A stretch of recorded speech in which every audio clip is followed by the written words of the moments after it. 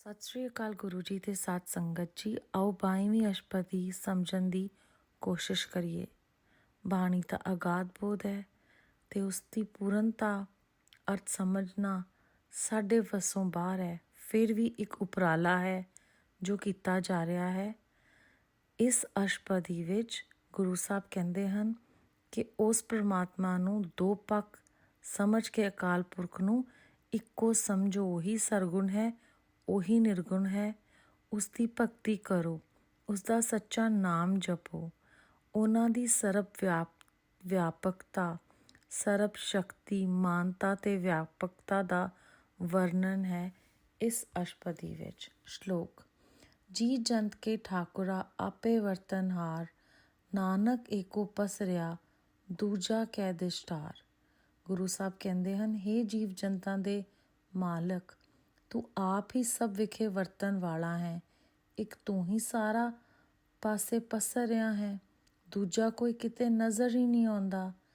ਅਸ਼ਟਪਦੀ: ਆਪ ਕਥੇ ਆਪ ਸੁਣਨੇ ਹਾਰ, ਆਪ ਏਕ ਆਪੇ ਵਿਸਥਾਰ। ਜਾ ਤਿਸ ਭਾਵੇ ਤਾਂ ਸ੍ਰਿਸ਼ਟ ਉਪਾਏ, ਆਪਣੇ ਭਾਣੇ ਲਏ ਸਮਾਏ। ਤੁਮ ਤੇ ਭਿੰਨ ਨਹੀਂ ਕੁਛ ਹੋਏ, ਆਪਨ ਸੂਤ ਸਭ ਜਗਤ ਪਰੋਏ। ਜਾਕੋ ਪ੍ਰਭ ਜਿਉ ਆਪ ਬੁਝਾਏ, ਸਚ ਨਾਮ ਸੋਈ ਜਨ ਪਾਏ। ਸੋ ਸਮਦਰਸੀ ਤਤ ਕਾ ਬੇਤਾ, ਨਾਨਕ ਸਗਲ ਸ੍ਰਿਸ਼ਟੀ ਕਾ ਜੇਤਾ। ਗੁਰੂ ਸਾਹਿਬ ਕਹਿੰਦੇ ਹਨ ਕਿ ਹੇ ਨਾਨਕ, ਇੱਕ ਪਾਸੇ ਆਪ ਕਹਿੰਦਾ ਹੈ, ਦੂਜੇ ਪਾਸੇ ਆਪ ਹੀ ਸੁਣਨ ਵਾਲਾ ਹੋ ਕੇ ਸੁਣਦਾ ਹੈ। ਆਪੇ ਇੱਕ ਹੈ ਤੇ ਆਪੇ ਹੀ ਅਨੇਕ ਹੈ। ਜਦ ਉਸਨੂੰ ਭਾਉਂਦਾ ਹੈ ਤਦ ਸ੍ਰਿਸ਼ਟੀ ਉਪਜਾਉਂਦਾ ਹੈ ਤੇ ਫਿਰ ਆਪਣੀ ਮਰਜ਼ੀ ਨਾਲ ਹੀ ਉਸਨੂੰ ਸਮਾ ਲੈਂਦਾ ਹੈ। ਹੇ ਪ੍ਰਭੂ, ਤੁਹਾਤੋਂ ਬਿਨਾਂ ਕੁਛ ਨਹੀਂ ਹੁੰਦਾ। ਆਪਣੇ ਸੂਤ ਭਾਵ ਸੱਤਾ ਰੂਪੀ ਸੂਤਰ ਵਿੱਚ ਵੀ ਤੁਸੀਂ ਸਭ ਨੂੰ ਆਪ ਹੀ ਇੱਕ ਜਗਤ ਵਿੱਚ ਪਿਰੋ ਰੱਖਿਆ ਹੈ। ਸੋ ਗੁਰੂ ਸਾਹਿਬ ਕਹਿੰਦੇ ਹਨ, ਪ੍ਰਭੂ ਜੀ ਆਪ ਸਮਝ ਦੇ ਦਿੰਦੇ ਹਨ। ਉਹ ਪੁਰਖ ਸੱਚਾ ਨਾਮ ਪ੍ਰਾਪਤ ਕਰ ਲੈਂਦਾ ਹੈ। ਉਹ ਸਾਰੀ ਸ੍ਰਿਸ਼ਟੀ ਨੂੰ ਜਿੱਤਣ ਵਾਲਾ ਤੇ ਉਹ ਸਭ ਨੂੰ ਇੱਕ ਨਜ਼ਰ ਨਾਲ ਵੇਖਣ ਵਾਲਾ ਤਤਵੇਤਾ ਹੋ ਜਾਂਦਾ ਹੈ। ਜਿਆ ਜੰਤ ਸਭ ਤਾਕੇ ਹਾਥ, ਦੀਨ ਦਿਆਲ ਨਾਥ ਕੋ ਨਾਥ। ਜਿਸ ਰਾਖੇ ਤਿਸ ਕੋਇ ਨ ਮਾਰੇ, ਸੋ ਮੂਆ ਜਿਸ ਮਨੋ ਬਿਸਾਰੇ। ਤਿਸ ਤਜ ਅਵਰ ਕਹਾਂ ਕੋ ਜਾਏ, ਸਭ ਸਿਰ ਏਕ ਨਿਰੰਜਨ ਰਾਏ। ਜਿਆਂ ਕੀ ਜੁਗਤ ਜਾਕੇ ਸਭ ਹਾਥ, ਅੰਤਰ ਬਾਹਰ ਜਾਨੋ ਸਾਥ। ਗੁਣ ਨਿਧਾਨ ਬੇਅੰਤ ਅਪਾਰ, ਨਾਨਕ ਦਾਸ ਸਦਾ ਬਲਿਹਾਰ। ਗੁਰੂ ਸਾਹਿਬ ਕਹਿੰਦੇ ਹਨ, ਜੀ ਜੰਤ ਸਭ ਉਸੇ ਪ੍ਰਭੂ ਦੇ ਹੱਥ ਵਿੱਚ ਹਨ। ਉਹੀ ਗਰੀਬਾਂ ਪਰ ਦਿਆਲ ਤੇ ਅਨਾਥਾਂ ਦਾ ਨਾਥ ਹੈ। ਜਿਸਨੂੰ ਉਹ ਰੱਖਦਾ ਹੈ ਉਸਨੂੰ ਕੋਈ ਨਹੀਂ ਮਾਰ ਸਕਦਾ। ਉਹ ਮਰ ਗਿਆ ਸਮਝੋ ਜਿਸਨੂੰ ਉਹ ਮਨੋ ਵਿਸਾਰ ਦਵੇ। ਉਸ ਪ੍ਰਭੂ ਨੂੰ ਛੱਡ ਕੇ ਹੋਰ ਕਿਹੜੀ ਥਾਂ ਹੈ ਜਿੱਥੇ ਕੋਈ ਜਾਵੇ, ਕਿਉਂਕਿ ਹੋਰ ਕੋਈ ਆਸਰਾ ਹੈ ਹੀ ਨਹੀਂ। ਸਭਨਾਂ ਦੇ ਸਿਰ ਤੇ ਉਹੀ ਇੱਕ ਰੱਖਿਆ ਕਰਾਵਨਹਾਰ ਆਸਰਾ ਰੂਪ ਨਿਰੰਜਨ ਰਾਜਾ ਹੈ। ਜੀਆਂ ਦੇ ਉਤਪਤ, ਪਾਲਣ, ਸੰਘਾਰ ਤੇ ਉਧਾਰ ਦੀ ਜੁਗਤ ਸਾਰੀ ਜਿਸ ਦੇ ਹੱਥ ਵਿੱਚ ਹੈ, ਉਸਨੂੰ ਅੰਦਰ ਬਾਹਰ ਤੇ ਆਪਣੇ ਵਿੱਚ ਸਿਆਣ ਲਓ। ਉਹ ਗੁਣਾਂ ਦਾ ਸਮੁੰਦਰ ਹੈ, ਬੇਅੰਤ ਹੈ, ਪਾਰ ਤੋਂ ਰਹਿਤ ਹੈ। ਸ਼੍ਰੀ ਗੁਰੂ ਅਰਜਨ ਦੇਵ ਸਾਹਿਬ ਜੀ ਕਹਿੰਦੇ ਹਨ ਕਿ ਦੇਵ ਜੀ ਉਸਦੇ ਦਾਸ ਹਨ ਤੇ ਸਦੀਵ ਉਸ ਤੋਂ ਬਲਿਹਾਰ ਜਾਂਦੇ ਹਨ। ਪੂਰਨ ਪੂਰ ਰਹਿ ਦਿਆਲ, ਸਭ ਉਪਰ ਹੋਵਤ ਕਿਰਪਾਲ। ਆਪਣੇ ਕਰਤਵ ਜਾਣੇ ਆਪ, ਅੰਤਰ ਜਾਮੀ ਰਹਿਓ ਬਿਆਪ। ਪ੍ਰਤਪਾਲੇ ਜੀਅਨ ਭਉ ਪਾਤ, ਜੋ ਜੋ ਰਚਿਓ ਸੂ ਤਿਸੇ ਧਿਆਤ। ਜਿਸ ਭਾਵੇ ਤਿਸ ਲਏ ਮਿਲਾਏ, ਭਗਤ ਕਰੇ ਹਰ ਕੇ ਗੁਣ ਗਾਏ। ਮਨ ਅੰਤਰ ਵਿਸਵਾਸ ਕਰ ਮਾਨਿਆ, ਕਰਨ ਹਾਰ ਨਾਨਕ ਇੱਕ ਜਾਣਿਆ। ਗੁਰੂ ਸਾਹਿਬ ਕਹਿੰਦੇ ਹਨ, ਦਿਆਲ ਤੇ ਪੂਰਨ ਪਰਮੇਸ਼ਵਰ ਜੀ ਸਾਰੀ ਥਾਂ ਭਰਪੂਰ ਹੋ ਰਹੇ ਹਨ ਅਤੇ ਸਭ ਉੱਤੇ ਉਹੀ ਕਿਰਪਾ ਕਰਦੇ ਹਨ। ਕਿਸ ਤਰ੍ਹਾਂ ਕਰਦੇ ਹਨ ਇਹ? ਉਹ ਪ੍ਰਭੂ ਆਪਣੇ ਕਰਤੱਵਾਂ ਨੂੰ ਆਪ ਹੀ ਜਾਣਦਾ ਹੈ। ਉਹ ਅੰਤਰਯਾਮੀ ਹੈ ਤੇ ਉਹ ਸਾਰੀ ਥਾਂ ਵਿਆਪ ਰਿਹਾ ਹੈ। ਉਹ ਜੀਵਾਂ ਨੂੰ ਅਨੇਕ ਤਰ੍ਹਾਂ ਨਾਲ ਪਾਲਦਾ ਹੈ। ਦੂਜੇ ਪਾਸੇ ਜੋ ਉਸਨੇ ਰਚਿਆ ਹੈ ਉਹ ਉਸੇ ਦਾ ਧਿਆਨ ਕਰਦਾ ਹੈ। ਉਹ ਪਰਮੇਸ਼ਵਰ ਜਿਸ ਨੂੰ ਚਾਹੇ ਉਸਨੂੰ ਆਪਣੇ ਨਾਲ ਮਿਲਾ ਲੈਂਦਾ ਹੈ। ਉਹ ਹਰੀ ਦੇ ਗੁਣ ਗਾ ਕੇ ਉਸ ਦੀ ਭਗਤੀ ਕਰਦਾ ਹੈ। ਗੁਰੂ ਸਾਹਿਬ ਕਹਿੰਦੇ ਹਨ, ਐਸੇ ਭਗਤ ਨੇ ਆਪਣੇ ਅੰਦਰ ਮਨ ਦੇ ਨਿਸ਼ਚੇ ਕਰ ਲਿੱਤਾ ਹੈ ਕਿ ਰੱਬ ਜੀ ਨੂੰ ਮੰਨ ਲਿਆ ਹੈ ਤੇ ਇੱਕੋ ਉਸਨੂੰ ਕਰਨੇ ਵਾਲਾ ਜਾਣਿਆ ਹੈ। ਜਨ ਲਾਗਾ ਹਰ ਏਕੇ ਨਾਏ, ਤਿਸਕੀ ਆਸ ਨ ਬਿਰਥੀ ਜਾਏ। ਸੇਵਕ ਕੋ ਸੇਵਾ ਬਨ ਆਈ, ਹੁਕਮ ਬੂਝ ਪਰਮ ਪਦ ਪਾਈ। ਇਸਤੇ ਉੱਪਰ ਨਹੀਂ ਵਿਚਾਰ, ਜਾਕੇ ਮਨ ਬਸਿਆ ਨਿਰੰਕਾਰ। ਬੰਧਨ ਤੋੜ ਭਏ ਨਿਰਵੈਰ, ਅੰਦਿਨ ਪੂਜੇ ਗੁਰ ਕੇ ਪੈਰ। ਇਹ ਲੋਕ ਸੁਖੀਏ ਪਰਲੋਕ ਸੁਹੇਲੇ, ਨਾਨਕ ਹਰ ਪ੍ਰਭ ਆਪੇ ਮੇਲੇ।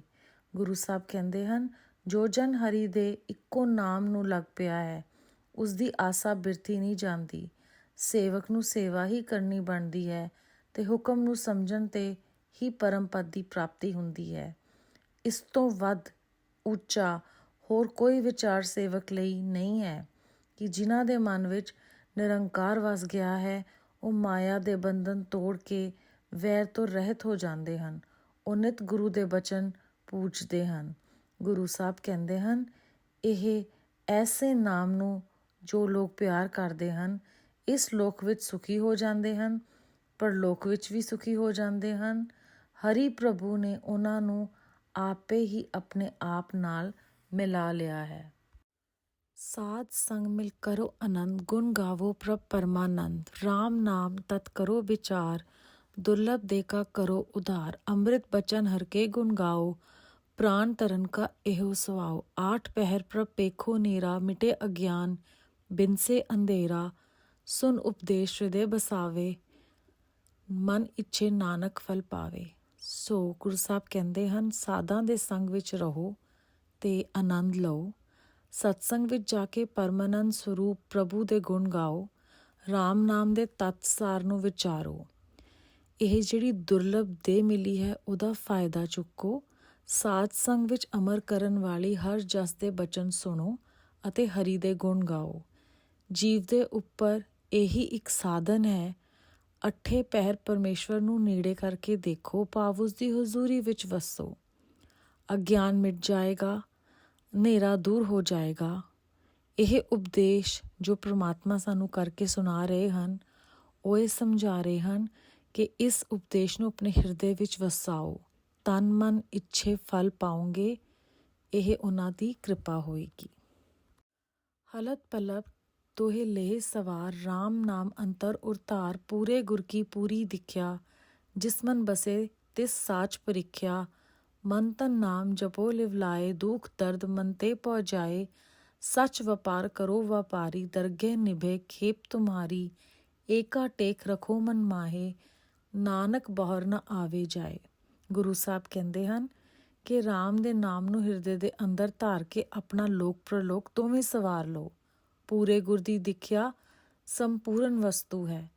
ਜਿਸ ਦੇ ਮਨ ਵਿੱਚ ਇਹ ਵਸ ਜਾਏ, ਉਹ ਸੱਚ ਨੂੰ ਪਰਖ ਲੈਂਦਾ ਹੈ ਤੇ ਮਨ ਤੇ ਤਨ ਕਰਕੇ ਲਿਵ ਲਾ ਕੇ ਨਾਮ ਜਪੋ। ਦੁੱਖ ਪੀੜਾ ਤੇ ਮਨ ਦੇ ਭੌ ਸਾਰੇ ਦੂਰ ਹੋ ਜਾਣਗੇ। ਹੇ ਵਪਾਰੀਓ, ਇਹ ਸੱਚੀ ਸੌਦਾਗਰੀ ਕਰੋ, ਤੁਹਾਡੀ ਖੇਪ ਦਰਗੇ ਪੁੱਜ ਜਾਏਗੀ। ਇੱਕੋ ਨਾਮ ਟੇਕ ਮਨ ਵਿੱਚ ਰੱਖੋ ਤਾਂ ਫਿਰ ਮੁੜ ਕੇ ਆਉਣਾ ਜਾਣਾ ਸਭ ਮੁੱਕ ਜਾਏਗਾ, ਭਾਵ ਜਨਮ ਮਰਨ ਦਾ ਚੱਕਰ ਕੱਟਿਆ ਜਾਏਗਾ। ਇਹ ਸਾਨੂੰ ਗੁਰੂ ਸਾਹਿਬ ਇਸ ਪਦੇ ਵਿੱਚ ਉਪਦੇਸ਼ ਦਿੰਦੇ ਹਨ। ਤਿਸਤੇ ਦੂਰ ਕਹਾਂ ਕੋ ਜਾਏ, ਉਬਰੇ ਰਾਖਣ ਹਾਰ ਤੇ ਆਏ। ਨਿਰਭਉ ਜਪੇ ਸਗਲ ਭਉ ਮਿਟੇ, ਪ੍ਰਭ ਕਿਰਪਾ ਤੇ ਪ੍ਰਾਣੀ ਛੂਟੇ। ਜਿਸ ਪ੍ਰਭ ਰਾਖੇ ਤਿਸ ਨਾਹੀ ਦੂਖ, ਨਾਮ ਜਪਤ ਮਨ ਹੋਵਤ ਸੂਖ। ਚਿੰਤਾ ਜਾਏ ਮਿਟੇ ਅਹੰਕਾਰ, ਤਿਸ ਜਨ ਕੋ ਕੋਈ ਨ ਪਹੁੰਚਨ ਹਾਰ। ਸਿਰ ਉੱਪਰ ਠਾਂਡਾ ਗੁਰਸੂਰਾ, ਨਾਨਕ ਤਾਕੇ ਕਾਰਜ ਪੂਰਾ। ਗੁਰੂ ਸਾਹਿਬ ਕਹਿੰਦੇ ਹਨ, ਉਸ ਪ੍ਰਭੂ ਤੋਂ ਭੱਜ ਕੇ ਦੂਰ ਕੋਈ ਕਿੱਥੇ ਜਾਏਗਾ। ਸਗੋਂ ਉਸ ਰੱਖਣ ਹਾਰੇ ਨੂੰ ਧਿਆ ਕੇ ਹੀ ਜੀਵ ਮੁਕਤੀ ਪ੍ਰਾਪਤ ਕਰੇਗਾ। ਹੋਰ ਜਿਸ ਕੋਲ ਜਾਏਗਾ ਉਹ ਭਉ ਹੇਠ ਹੈ। ਨਿਰਭਉ ਤਾਂ ਇੱਕੋ ਪ੍ਰਭੂ ਹੈ। ਉਸ ਪ੍ਰਭੂ ਨੂੰ ਜਪੋ ਤੇ ਸਾਰਾ ਭਉ ਮਿਟ ਜਾਏਗਾ। ਉਸ ਪ੍ਰਭੂ ਦੀ ਹੀ ਕਿਰਪਾ ਦੇ ਪ੍ਰਾਣੀ ਛੁਟਕਾਰਾ ਪਾਉਂਦਾ ਹੈ। ਜਿਸ ਨੂੰ ਪ੍ਰਭੂ ਰੱਖੇ ਉਸ ਨੂੰ ਦੁੱਖ ਨਹੀਂ ਹੁੰਦਾ। ਨਾਮ ਜਪਦਿਆਂ ਮਨ ਸੁਖੀ ਹੁੰਦਾ ਹੈ, ਚਿੰਤਾ ਦੂਰ ਹੁੰਦੀ ਹੈ, ਹੰਕਾਰ ਮਿਟ ਜਾਂਦਾ ਹੈ ਅਤੇ ਉਸ ਪੁਰਖ ਤੱਕ ਕੋਈ ਨਹੀਂ ਪਹੁੰਚ ਸਕਦਾ। ਗੁਰੂ ਸਾਹਿਬ ਕਹਿੰਦੇ ਹਨ, ਜਿਸ ਦੇ ਸਿਰ ਉੱਪਰ ਸੂਰਮਾ ਗੁਰੂ ਖੜਾ ਹੈ, ਉਸ ਦੇ ਸਾਰੇ ਕੰਮ ਪੂਰੇ ਹੋ ਜਾਂਦੇ ਹਨ।